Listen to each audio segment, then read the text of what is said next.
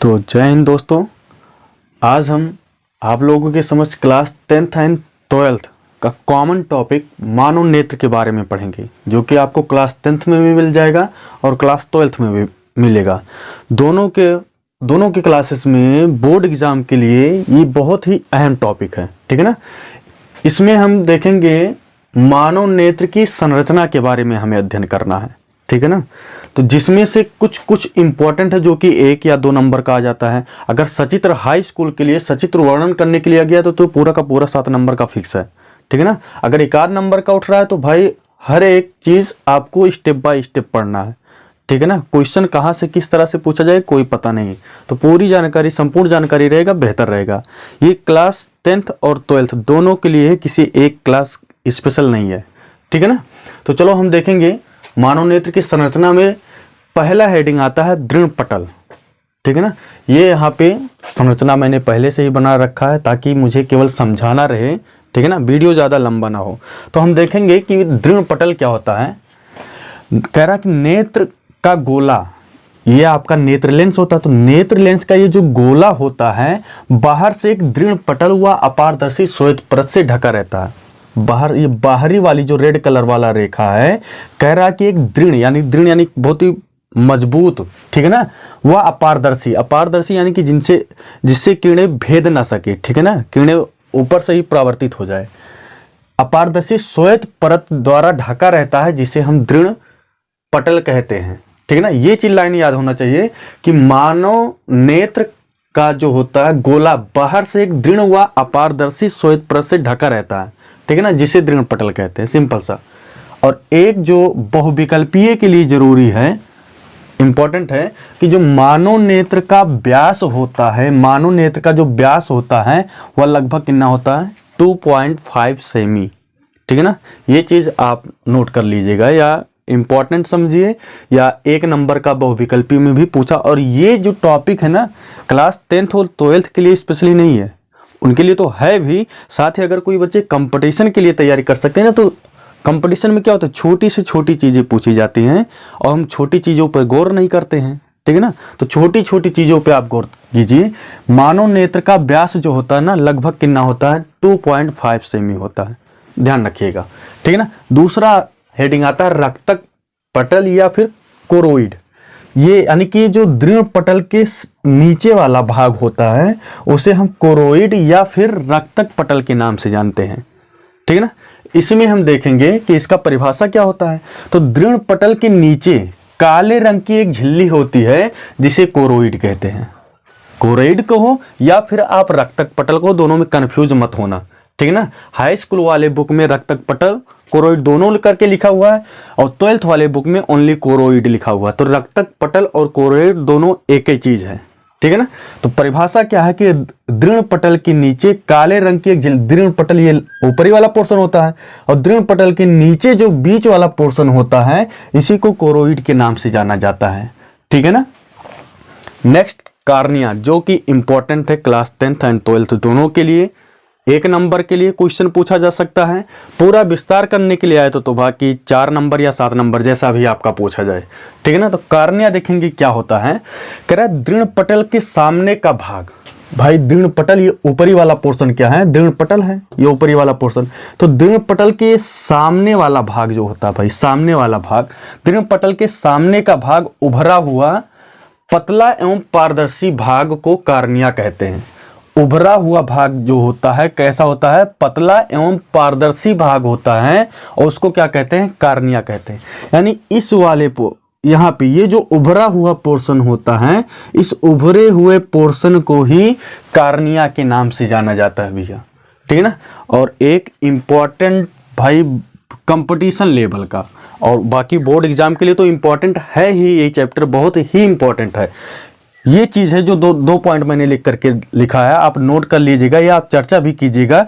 हो सकता है कि आप फर्स्ट टाइम सुन भी रहे हो, ठीक है ना, कि नेत्र दान में कार्निया को दान किया जाता है। भाई अगर नेत्र दान का भी किया जाता है तो किसका दान किया जाता है, कार्निया का दान किया जाता है। दूसरा पॉइंट देखेंगे क्या कह रहा है, कह रहा है कि प्रकाश कार्निया से होकर नेत्र में प्रवेश करता है।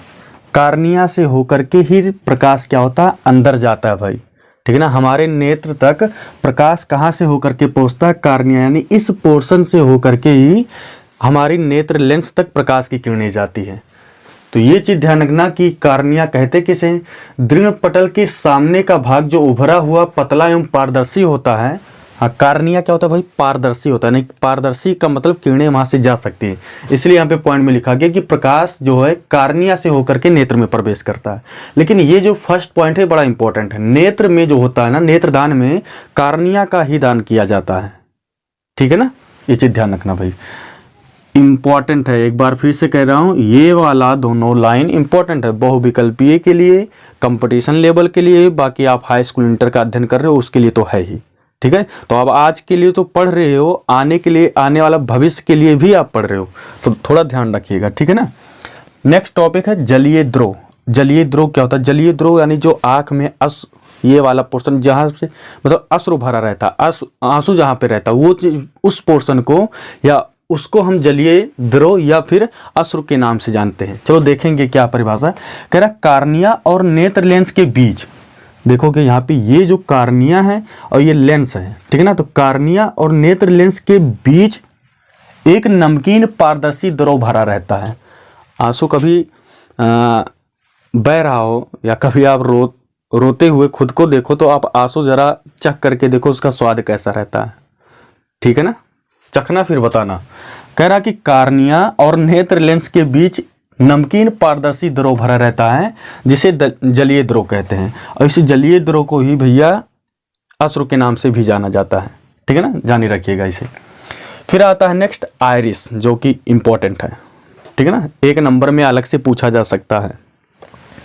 कह रहा है आइरिस क्या होता है, कार्निया के बीच एक रंगीन अपारदर्शी झिल्ली का पर्दा होता है। कार्निया किसके, कह रहा है कार्निया के पीछे, कार्निया ये वाला पोर्शन है, तो कार्निया के पीछे यानी कार्निया के पीछे यहाँ पर, ठीक है ना। तो कार्निया के पीछे एक रंगीन अपारदर्शी झिल्ली का अपारदर्शी, ठीक है ना, पारदर्शी नहीं, यहाँ से किरणें नहीं जा सकती हैं। कह रहा है फिर से पढ़ने की, कहाँ पे, या कार्निया के पीछे एक रंगीन अपारदर्शी झिल्ली का पर्दा होता है जिसे आइरिस कहते हैं, सिंपल सा।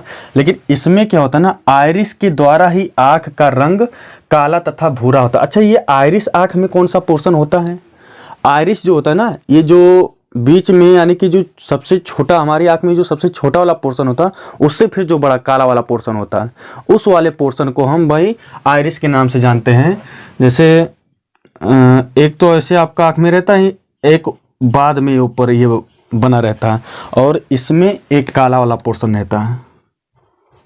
ठीक ना, तो ये काले वाले बीच वाले पोर्शन को छोड़ करके बाकी वाला जो आपका दिख रहा है, इसी को हम आइरिस के नाम से जानते हैं। ठीक है ना, तो जानी रखिएगा कि हाँ, ये जो बीच वाला पोर्शन यहाँ पे होता है, क्या नाम होता है उसका भैया, आइरिस होता है। ठीक है ना, तो आइरिस के द्वारा आंख का रंग काला तथा भूरा होता है। अच्छा, किसी किसी का काला होता है तो किसी का भूरा होता है, किसी का ग्रीन भी होता होगा। ठीक है ना, काला भूरा ज़्यादा देखने को मिल रहा है। चलो नेक्स्ट देखेंगे नेत्र तारा या पुतली। हाँ, यहाँ से क्वेश्चन तैयार हो रहा कि आइरिस के द्वारा आंख का रंग काला तथा भूरा होता है कि, तो किसके द्वारा मनुष्य का आंख काला तथा भूरा होता है, आंसर रहेगा आइरिस। ठीक है ना, ध्यान रखिएगा। अब नेत्र तारा या पुतली क्या होता है भाई, नेत्र तारा या पुतली, चलो परिभाषा पहले देख ले रहे हैं। कह रहा कि आइरिस के बीच एक छोटा सा छिद्र होता है। भैया आइरिस के बीच में एक छोटा सा, यहाँ पे देखोगे कि ये पोर्शन यहाँ तक, ये पोर्शन यहाँ तक, इनके बीच में छोटा सा छिद्र होता है। ठीक है ना, तो आइरिस के बीच में एक छोटा सा छिद्र होता है जिसे नेत्र तारा या पुतली कहते हैं। ठीक है ना, ये थोड़ा समझने की कोशिश करना, आइरिस नेत्र तारा या पुतली किसे कहते हैं। यहाँ नेत्र तारा लिखा है, नेत्र तारा को ही पुतली के नाम से जाना जाता है। तो नेत्र तारा या पुतली क्या होता है कि आइरिस के बीच में ये वाला पोर्शन, यहाँ पे जो खाली जगह थोड़ा सा छूटा हुआ है, इसी को हम नेत्र तारा या पुतली कहते हैं। अब हमारी आंख में नेत्र तारा या पुतली कौन सा होगा भैया, तो हमारी आंख में अभी मैंने बताया ये जो काला वाला पोर्शन होता है ना, बीच का ये जो काला वाला पोर्शन होता है, उसी को हम नेत्र तारा या पुतली कहते हैं। ठीक है ना, ये जो मतलब आंख में काला पोर्शन, बड़ा पोर्शन, उसके अंदर जो छोटा सा बिंदु आकार का होता है, ये यही वाला पोर्शन होता है। यहाँ पर आप कहोगे उसमें तो गोलाकार है, भाई ये चित्र है, आप नग्न आंखों से अब देखोगे तो ऐसे तो दिखे, यहाँ पे तो दिख रहा है कि हाँ गोलाकार है, लेकिन इसका चित्र इसमें इस तरह से बना हो। तो आप समझने की कोशिश करना कि मतलब परिभाषा क्या होता है कि आइरिस के बीच में ये जो छोटा सा छिद्र होता है ना, उसी को क्या कहते हैं, नेत्र तारा या पुतली। तो ये बीच वाला जो काला पोर्शन होता है, मतलब इस पोर्शन के बीच में भी जो स्थान होता है छोटा सा, उस स्थान को ही, और ये जो बड़ा वाला काला वाला पोर्शन होता है उसको हम भैया आइरिस के नाम से जानते हैं, और आइरिस के बीच में भी एक छोटा सा छिद्र होता है, उसको हम क्या जानते हैं, नेत्र तारा या पुतली के नाम से जानते हैं। ठीक है ना, ध्यान रखिएगा। हाँ, एक चीज इसका नेत्र तारा या पुतली की खासियत होती है, विशेषता होता है, जब ये अधिक प्रकाश में होता है ना, आप कभी टार्च लेकर के खुद को आँख में रोशनी करना, उसमें देखना जब ज़्यादा प्रकाश होगा ना, तो ये जो नेत्र तारा या पुतली होगा ना, छोटा हो जाएगा और सिकुड़ जाएगा। ठीक है ना, लेकिन जब ये अंधेरे में होता है तो ये थोड़ा सा फैल जाता है, बड़ा हो जाता है। ठीक है ना, चलो अब नेक्स्ट देखेंगे नेत्र लेंस क्या होता है। नेत्र लेंस ये वाला पोर्शन क्या होता है, किसे कहते हैं, ठीक है ना, परिभाषा क्या इसका है। तो कह रहा है कि आइरिस के पीछे द्वि उत्तल लेंस होता है। भैया आइरिस के पीछे क्या होता है, एक द्वि उत्तल लेंस होता है जिसे नेत्र लेंस कहते हैं, सिंपल सा। हाँ, एक चीज ध्यान रख, अच्छा यहाँ पर एक चीज, मैं जलीय द्रव पढ़ा है ना, तो जलीय द्रव में जो अश्रु होता है उसका जो अपवर्तनांक होता है ना भैया, ये चीज मैंने बताना भूल गया, छोड़ दिए। जलीय द्रव का जो अपवर्तनांक होता है 1.336 होता है, या आप खाली कह सकते हैं 1.33। ठीक है ना, या इसको आप एक मान और कर सकते हैं, 1.34 भी कर सकते हो। ठीक है ना, क्योंकि अगर नियरेस्ट वैल्यू जब निकाला जाता है तो लास्ट वाला डिजिट देखा जाता है कि 5 से मोर है या 5 के इक्वल या 5 से लेस है। तो ये 5 से मोर रहेगा तो इसमें एक ऐड हो जाएगा, तो आपका ये वैल्यू अपवर्तनांक जो होगा वो 1.34 भी कह सकते हो, या 1.33 ही कहो, या फिर 1.336। ठीक है ना, तो अब डिपेंड करता है कि अगर बहुविकल्पीय में दिया तो क्या चीज दे रखा है, 3 अंक में दे रखा है, 2 अंक में दे रखा है। 2 अंक में आप कहोगे कि 1.33 बता रहे हो तो 1.33 है ही नहीं, तो 1.33 ना होकर के 1.34 भी हो सकता है। ठीक है ना, तो जलीय द्रव यानी जो अश्रु का अपवर्तनांक होता है कितना होता है, 1.336 होता है। ठीक, फिर नेत्र लेंस का अपवर्तनांक, माध्य अपवर्तनांक जो होता है 1.44 होता है। ये चीज ध्यान देखना, जो रेड पेन से थोड़ा मैं कर दे रहा हूँ उसको थोड़ा ध्यान, या यहाँ पे मैंने लिखा है, इसका यहाँ पे लिख रखा है। ठीक है ना, तो थोड़ा ध्यान रखना भाई, या नोट कर लेना, बेहतर रहेगा। ठीक है ना, ये कंपटीशन लेवल प्लस एग्जाम के लिए भी इंपॉर्टेंट है, बहुविकल्पी 1 नंबर पाने के लिए। ठीक है, तो अब चलो नेत्र लेंस हो गया आपका। अब पढ़ेंगे कचाफ द्रव या फिर कांच द्रव क्या होता है। ठीक है ना, बुक में कांच द्रव लिखा हुआ है, हाई स्कूल में कचाफ द्रव के नाम से भी जाना जाता है, कांच द्रव। तो कन्फ्यूजन ना रहे, काहे कि ये दोनों क्लास के लिए कॉमन टॉपिक है।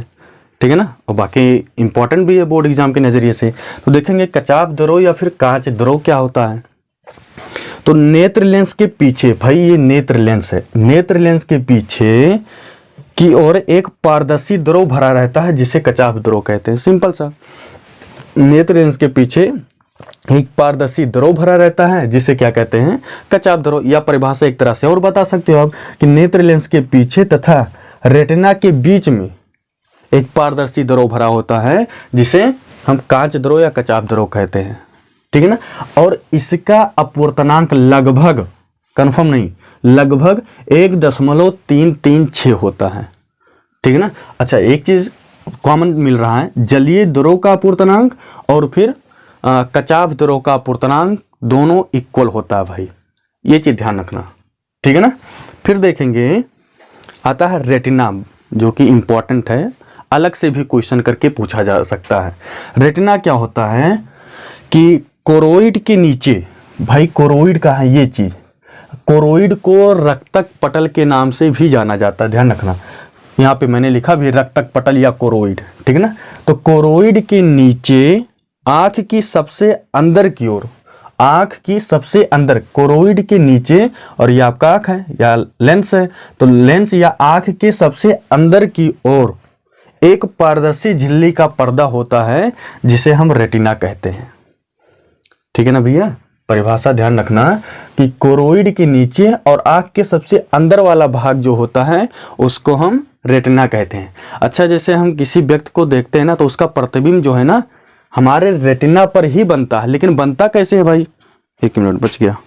हाँ, तो बनता कैसे है, जैसे मैं उस व्यक्ति को देख रहा हूँ या आप मुझे देख रहे हैं, तो आपका प्रतिबिंब या मेरा प्रतिबिंब आपके आँख में नहीं, आप कहोगे कि रेटिना पर क्या होता है कि उल्टा बनता है, और जितना मैं बड़ा दिख रहा हूँ उससे छोटा दिखता हूँ, ठीक है ना।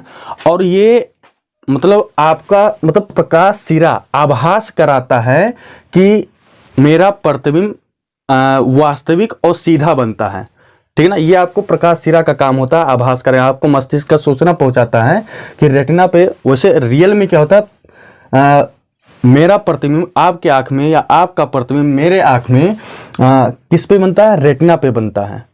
जितने बड़े तुम हो उससे छोटा बनता है और उल्टा बनता है। लेकिन ये प्रकाश सिरा जो है हमारे मस्तिष्क को सूचना देता है कि जो प्रतिबिंब है हमारी आंख में सीधा बनना है, इसलिए हम आपको सीधे दिखते हैं। ये चीज़ है, ठीक है ना। अब रेटिना हो गया, कुछ हेडिंग और छूट गया, जैसे अब अध्ययन करना पीत बिंदु किसे कहते हैं, अंध बिंदु किसे कहते हैं। तो आई होप अगर आपको समझ में आ रहा वीडियो तो लाइक और कमेंट दबा के कीजिए, ठीक है ना। रुकना नहीं चाहिए, हो सके तो ज़्यादा से ज़्यादा अपने दोस्तों के पास साझा करें, ठीक है ना। चलिए इसे आप स्क्रीनशॉट ले लीजिए, मैं दूसरा बताने की कोशिश कर रहा हूँ। तो हमारा अब नेक्स्ट हेडिंग है पीत बिंदु, ठीक है ना। इसके बारे में अध्ययन करेंगे कि पीत बिंदु क्या होता है। तो यहाँ पे देखेंगे, कह रहा कि रेटिना के बीच में एक पीला भाग होता है। जहाँ पे रेटिना, ये वाला पोर्शन इधर वाला क्या, लास्ट वाला रेटिना होता है। तो कह रहा कि रेटिना के बीच में एक पीला भाग होता है जहाँ पर बना हुआ प्रतिबिंब सबसे स्पष्ट दिखाई देता है, ठीक है ना। वैसे रेटिना पे तो प्रतिबिंब स्पष्ट दिखाई देता है, लेकिन अगर पीत बिंदु पर अगर प्रतिबिंब स्पष्ट दिखा, तो पीत बिंदु पर अगर कोई ऑब्जेक्ट जाकर के या प्रकाश की किरण यहाँ पे पीत बिंदु पे पड़ रहा है, तो वहां पे उस वस्तु का या उस व्यक्ति का प्रतिबिंब सबसे साफ और स्वच्छ दिखाई देगा। बोले तो एकदम HD में, ठीक है ना, समझ सकते हो, स्पष्ट दिखाई देगा। तो उस स्थान को या उस बिंदु को पीत बिंदु के नाम से जाना जाता है, ठीक है ना। जहां पे प्रतिबिंब रेटिना के बीच में एक स्थान होता है, कह रहा जो एक पीला भाग होता है, अगर यहाँ पर कोई प्रतिबिंब आकर के बनता है, कोई वस्तु का प्रतिबिंब बनता है, तो वहां पे क्या होता है, सबसे स्पष्ट और स्वच्छ दिखाई देता है। तो उस स्थान को क्या कहते हैं भैया, पीत बिंदु कहते हैं या पीत बिंदु के नाम से जाना जाता है, ठीक है ना, पीत बिंदु। नेक्स्ट आता है अंध बिंदु। अंध बिंदु किसे कहते हैं, तो कह रहा जिस स्थान पर प्रकाश सिरा रेटिना को छेद कर, जिस स्थान पर प्रकाश सिरा ये चीज रेटिना को छेद कर क्या होता, मस्तिष्क में जाती है। यहां से छेद कर क्या होता भैया, मस्तिष्क में जाती है, तो उस स्थान पर प्रकाश का कोई प्रभाव नहीं पड़ता है, ठीक है ना। तो उस स्थान को ही क्या कहते हैं, अंध बिंदु कहते हैं। परिभाषा आपको याद कर लेना है, इतना ये अंध बिंदु पीत बिंदु पूछा नहीं जाता, लेकिन जानकारी तो होना चाहिए, ठीक है ना। तो परिभाषा रट लो ऐसे कि जिस स्थान पर प्रकाश सिरा रेटिना को छेदकर मस्तिष्क में जाती है, तो उस स्थान पर प्रकाश का कोई प्रभाव नहीं पड़ता, चाहे जितने प्रकाश की किरणें वहां पे बिखेरी जाए, ठीक है ना। तो उस स्थान को ही क्या कहते हैं, अंध बिंदु के नाम से जाना जाता है। तो इसमें 2-3 हेडिंग आपको एकदम अच्छी तरह से समझ लेना कि कार्निया क्या होता है, कार्निया का बढ़िया से इसमें 2 कुछ खास विशेष चीजें हैं, मैंने पॉइंट वाइज राइट कर दिया है। आइरिस क्या होता है, फिर आइरिस का यहाँ पर मैंने एक पॉइंट लिख दिया कि आइरिस का ही जो होता है भैया, आइरिस के कारण ही या आइरिस के द्वारा ही आंख का रंग जो होता है काला या भूरा होता है, ठीक है ना। ये चीज आपको जान लेना है। नेत्र तारा या पुतली मैंने बता ही दिया। तो ये वाला जो बीच वाला पोर्शन होता है, यानी हमारी आंख का जो काला वाला पोर्शन बीच में होता है, वो चीज हमारा क्या होता है, नेत्र तारा या पुतली होता है। यह अधिक प्रकाश में क्या होता है, सिकुड़ जाता है या छोटा हो जाता है, और कम प्रकाश में या अंधेरे में फैल जाता है, ठीक है ना। तो आई होप आपको वीडियो पसंद आया। अगर वीडियो पसंद आया तो प्लीज़ ज़्यादा से ज़्यादा लाइक, कमेंट और सब्सक्राइब कीजिए। हाँ, अगर नए लोग हो आप तो वीडियो को सब्सक्राइब जरूर करें और नोटिफिकेशन को ऑन कर लेना, ताकि वीडियो क्या हो, सबसे पहले आप तक पहुँचे, ठीक है ना। धन्यवाद।